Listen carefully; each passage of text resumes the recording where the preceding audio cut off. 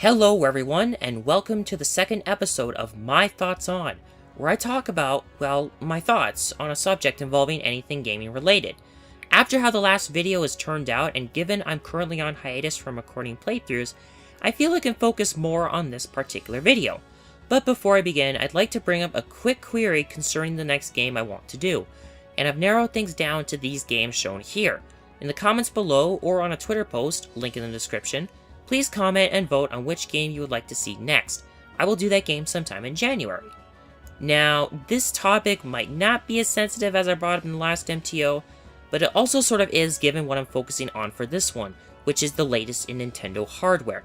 Given how their latest console, the Nintendo Switch, has been outselling the competition, that doesn't mean that it's God's gift to the gaming world. Believe me, this console might be good on sales right now, but it's still got quite a few problems from the start of its life over a year ago. So for the second installment, this is my thoughts on the Nintendo Switch currently. Now to give a quick heads up, this might end up being a more negative video, despite that I'm not exactly known for or into that kind of thing. I'm usually against stuff that leans more towards negativity, but to get my point across, I think that's unavoidable. Don't get me wrong though, I play on my Switch a lot, and the idea of the console portable hybrid is an incredible technological feat, but it's not without its faults. So for this, I'll be focusing on what's with the console and how I feel it is right now. That includes its tech specs, library of titles, features, etc. So let's get this over with, and have a lot of hate come my way for it. I feel the first and one of the more concerning things to bring up is the performance, and how it affects gameplay.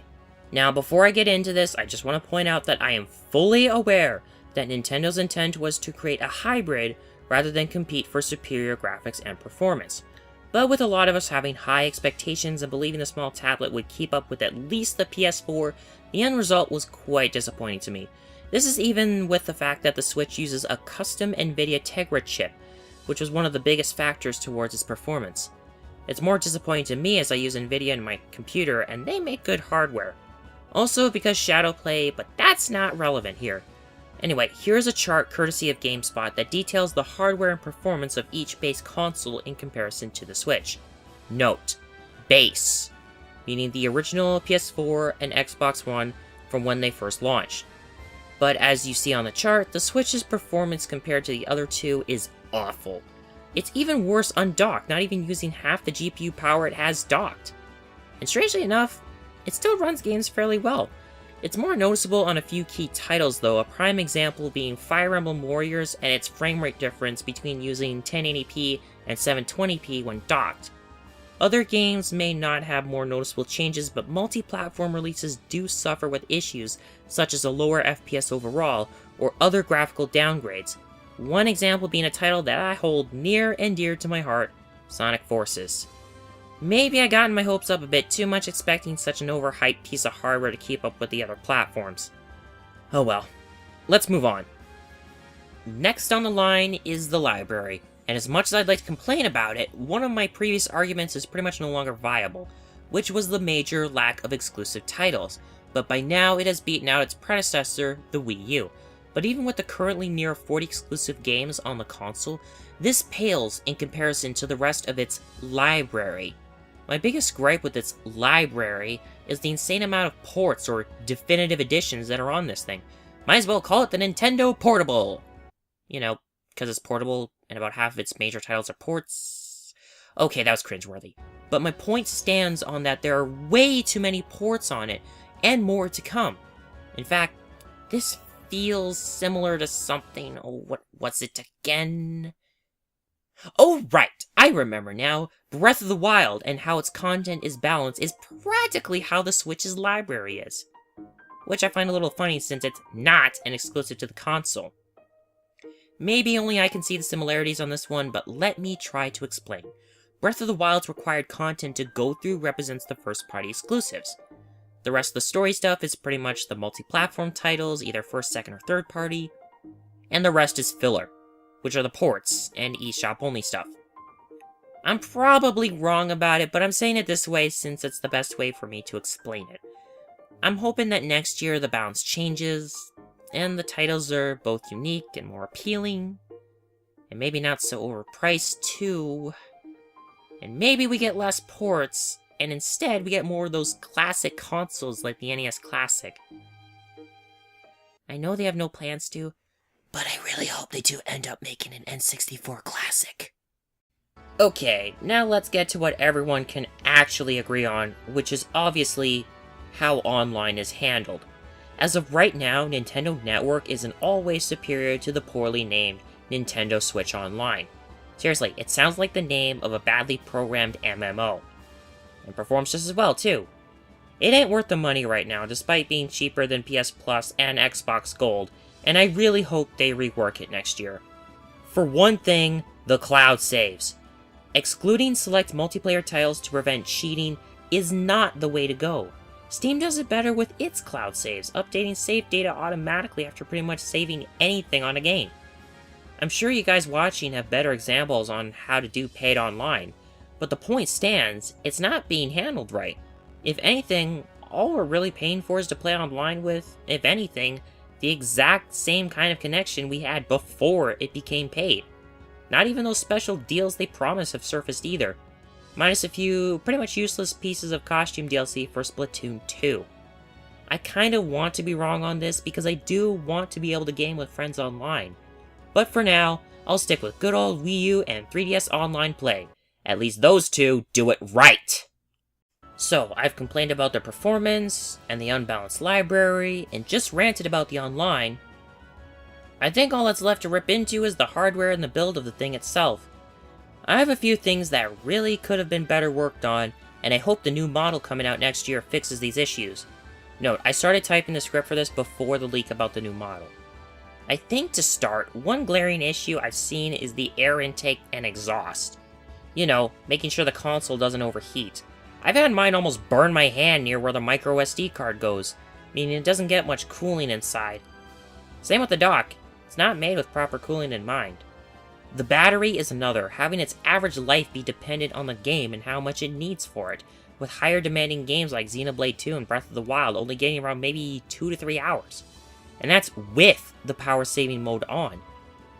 Next one, and this is a more personal gripe, but you know how the Joy-Cons have the wrist strap covers over the connection where the SL and SR buttons are? Be nice if we had that for the Switch itself, to keep dust and stuff out of the connectors when not using them to charge the Joy-Cons. Speaking of, those Joy-Cons are weird. They look real awkward to use individually, and most of the features are in the right Joy-Con.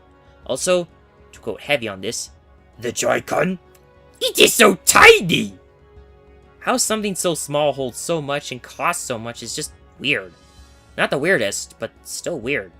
Still prefer the Pro Controller over those Wiimote wannabes.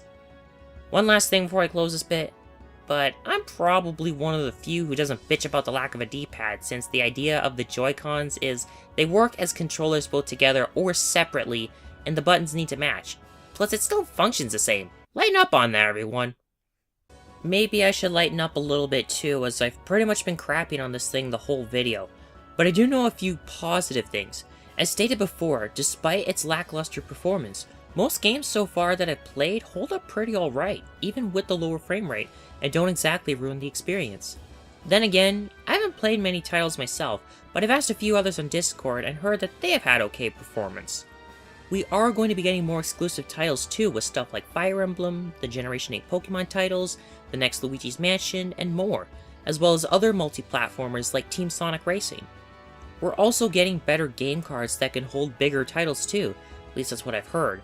But if so, then we could receive even more multi-platform titles as well, including less likelier ones. Lastly, and this was a more recent discovery for me, the headphone jack doesn't just work on handheld, it works when docked too. Not very practical like with a PS4 controller, but it still works if you want to game on the Switch for longer periods of time without noise. Or certain noises coming out of your speakers. Eh?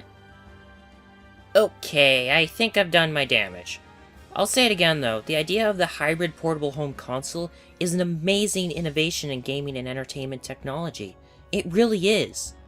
But the execution, the construction, the library... Well, I'm really hoping that new model they're working on solves a lot of issues it has, and makes the Switch actually deserve the hype. Minus the online, because right now it doesn't. In fact, it feels more like a ripoff overall, like something Wario would pull. I'm glad when I got mine, I abused the EB Games Edge program to take it down to an actual affordable price. Probably will for the new model too if they do make it overall better, like with the 3DS and new 3DS. Actually, now that I brought that up, I think I'll close this off by listing a few things I'd love to see get implemented in the new model. They probably won't, but it doesn't hurt to voice them, right? Right? Anyway. 1. A stylus-compatible screen. That was one of the better features of the 3DS and Wii U gamepad screens, and it would give much better precision than using your finger. Plus it'd be cleaner too. Of course, there would need to be space in or on the console to store the stylus. I don't think that could be that big of an issue though. And 2. The option to disable charging the Joy-Cons in handheld mode. Can't tell you how much it would save on the console's battery power if the controllers weren't sucking up half the power. It might end up making it think it's in tabletop mode, but even so, it would make taking it on trips or using it portably less of a headache. With that, I think I've said my piece. Now to hi from everyone who worships the Switch. While I do, I'll quickly bring up that if you ended up liking this video, which I highly doubt, hit that like button below and maybe subscribe to the channel. If you sub, remember to also click the bell icon afterwards to turn on notifications for new content, such as Let's Plays, future MTOs, and more. I also have a coffee account and I've opened up coffee commissions, where for donating 1 or 2 coffees, I'll drop a traditional style pic if you would like one. Either way, each coffee donated is appreciated, and I'll feature whoever donates down in the description of the video. So until next time and next video, I am Matt, also known as the Gaming Rebel, and thank you for tuning in. Sayonara for 2018.